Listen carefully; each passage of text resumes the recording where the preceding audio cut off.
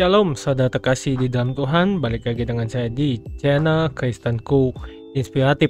Dan kali ini kita kembali lagi bersama Pak Dotoni, di mana Pak Dotoni ada di acara Toms Ngopi Bareng bersama Pak Dotoni di YouTube-nya Pak Thomas Haljes atau Pastor Thomas Haljes. Dan kali ini Pak Dotoni mengusulkan bahwa Dr. Terawan akan menjadi Menteri Kesehatan. Dan di sini hal-hal yang menarik ya, bahwa Pak Dotoni bilang akan membawa Dr. Terawan dan mengusulkan bahwa yang pantas untuk menjadi Menteri Kesehatan yaitu Dr. Terawan. Nah, mungkin tanpa panjang lebar, sebelum kita ke videonya, izinkan saya untuk membacakan satu renungan firman Tuhan untuk kita semua. Firman-Nya ada di Daniel 6 ayat 10 yang berbunyi, 3 kali sehari ia berlutut, berdoa serta memuji Allahnya seperti yang biasa dia lakukan. Itu dia satu renungan firman Tuhan untuk kita semua. Langsung saja kita ke videonya bersama Bapak Pendeta Tony. Baik, kita simak videonya. Ya, kita doa bakti. Oh ya, Pak Dot. Aku mohon kuasa Yesus bekerja, kekuatan Elohim bekerja. Bebaskan dari yang jahat, bebaskan dari kutuk, bebas kegelapan. Kuasa Yesus bekerja, laut ya Tuhan. Dan nama Yesus dimuliakan. Amin. Amin. Gimana Pak Bakti? Ya, Pak Daud. Adakah ini informasi-informasi yang mau dibagikan hari ini, Pak Daud? Oh iya, saya baru mengusulkan. Ya, Pak Daud. Saya baru mengusulkan Dr. Terawan Bakti. Mengusulkan Dr. Terawan sebagai Menteri Kesehatan. Wis. Haleluya. Saya ngomong-ngomong sama Mayor Jenderal Glenny Kerupan untuk Apa mengusulkan. Pak Daud? Alasan Pak Daud merekomendasikan Dr. Terawan, Pak Daud? Karena untuk mengurusin kesehatan ya harusnya kan dokter kesehatan. Misalnya si Bakti sakit gigi, kan enggak mungkin ngurusin bengkel reparasi mobil. Iya, Pak Daud. Ya. Cuman yang sekarang bukan orang kesehatan gitu, Pak Daud ya? Bukan masalah itu, karena kan ada yang cocok, ada lebih cocok lagi. Yes, tapi menurut Pak Daud yang paling cocok jadi Menteri Kesehatan Yang sekarang Dr. juga Terawan. baik. Sekarang ya baik. Tapi kalau lebih baik lagi ya Dokter Terawan. Wes. Karena dia lebih memahami, karena dia adalah seorang dokter. Karena dokter itu kan ada yang bersifat dua, satu komersil, kedua adalah sosial. Yes. Dua-duanya harus imbang, betul enggak? Komersil dan sosial ya, Pak Daud. Orang sakit kan perlu dibantu juga, bukan hanya suruh bayar, betul enggak? Betul, Pak Daud. Ya harus imbang kan, tetapi kebutuhan peralatan dokter kan mahal juga. Nah, betul? Betul, Pak Daud. Saya juga rencana mau ke Jakarta untuk mengusulkan Wakil Menteri Keuangan untuk menjadi Menteri Keuangan. Wakil Menteri Keuangan yang sekarang, Pak Daud. Iya, karena kan dia memahami kebijakan fiskal. Karena Gubernur BI kan, BI itu independen. Jadi supaya sinergi dan pasar menerima. Dan kepercayaan publik dalam dan luar negeri oke. Apalagi masa transisi presiden. Tidak boleh untuk uji coba atau untuk tes water atau cek ombak. Harus pasti, karena tahun depan resesi ekonomi. Yes. Harus yang udah teruji ya Pak Daud ya. Pertama teruji, kedua pengalaman di bidangnya, tahu sisi lemah dan sisi kuat dalam semua kebijakan yang pernah dialami, punya pengalaman dulu. Jadi Pak Daud merekomendasikan wakil menteri naik jadi menteri nanti Pak Daud ya? Iya. Wah. Itu kan baru usul. Usul ya. Tapi usul Pak Daud pastilah mereka pertimbangkan Pak Daud. Karena untuk mempersiapkan masa transisi presiden.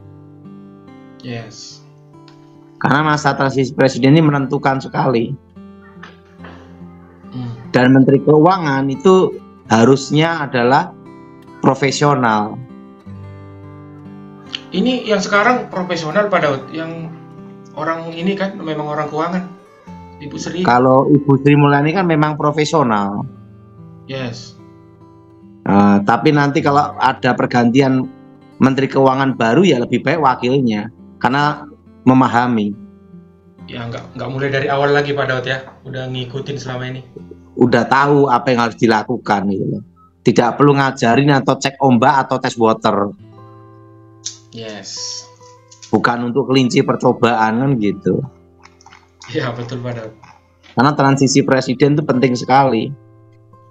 Supaya pasar menerima dan antara Menteri Keuangan dengan Gubernur BI dengan BI itu kan independen, sinergi gitu loh.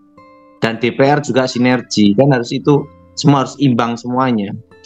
Yes. Dan menguasai di bidang anggaran ini betul-betul menguasai gitu loh. Baik sisi fiskal maupun sisi untuk kestabilan moneter gitu loh. Yes. Itu sih itu Pak Daud. Yang Pak Daud rekomend, yang kesehatan sama keuangan, ada lagi kementerian yang Pak Daud rekomendasi? Enggak. Kan saya hanya mengusulkan. Itu pun sama Mayor Jenderal Gleni Kerupan supaya disampaikan ke presiden yang akan dilantik. Yes. Tapi usulan Pak Daud pasti dipertimbangkan lah Pak Daud. Apalagi orang dekat Prabowo, Pak Gleni Kerupan ya Pak Daud ya. Iya. Karena kan saya kan berpikir ini untuk kemajuan bangsa dan untuk kepentingan bangsa. Kalau diminta Pak Prabowo jadi pengamanan lagi, gimana Pak Daud? Saya sih ingin tetap seperti ini, bebas merdeka. Ya kalau diminta Pak Daud demi bangsa dan negara Pak Daud. Saya ingin tetap bebas merdeka. Kan tidak harus masuk ke dalam. Bisa memberikan pertimbangan-pertimbangan, masukan-masukan. Yes. Tapi kalau masuk ke dalam lebih bagus lagi Pak Daud. Kami bangga Pak Daud.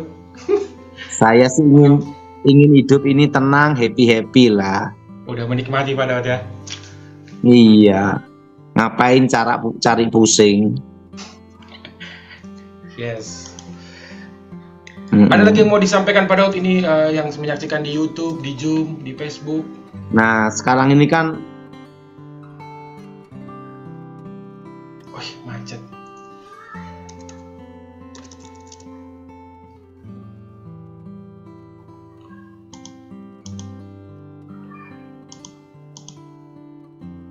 Wah, ini di monitor saya nggak ada suaranya Pak Daud, macet. Salam Pak Daud. Shalom Bakti. Tadi sempat nggak ada suaranya Pak Daud, tadi sempat macet. Ini udah oke. Saat ini kan penting ini sudah terasa daya beli masyarakat berat, Bakti. Daya beli masyarakat berat. Nah, tahun depan sama-sama berat. Yes. Pengaruh pilkada ini ada nggak Pak Daud nanti ke ekonomi? Pengaruh pilkada ini, pilkada serentak? Ya pasti pengaruh, Bakti. Kan udah nggak lama lagi nih. Iya pasti pengaruh itu Bakti. Kan semua pilpres maupun pilkada itu juga mempengaruhi itu Bakti. Yes. Kan kampanye pilkada itu punya pengaruh semua Bakti. Yes, pengaruhnya ke ekonomi kita Pak Daud, apakah Betul. mungkin jadi kayak 98, apa terganggu nanti Pak Daud? Tidak, karena kondisi sekarang tuh lebih aman ya. Karena sudah tertata manajemennya dengan baik, strukturnya udah bagus. Yes. Mm-mm. Jadi aman-aman aja Pak Daud. Aman-aman aja. Aman aja. Penting happy-happy aja. Happy. Mm-mm. Gimana Bakti? Yes Pak Daud. Iya Pak Daud. Gimana kabarnya Bakti? Puji Tuhan, aman, terkendali, sehat Pak Daud. Aman, terkendali. Ada lagi Pak Daud, pesan-pesan ini jemaat yang di online ini menunggu selalu pesan-pesan Pak Daud, himbauan-himbauan Pak Daud.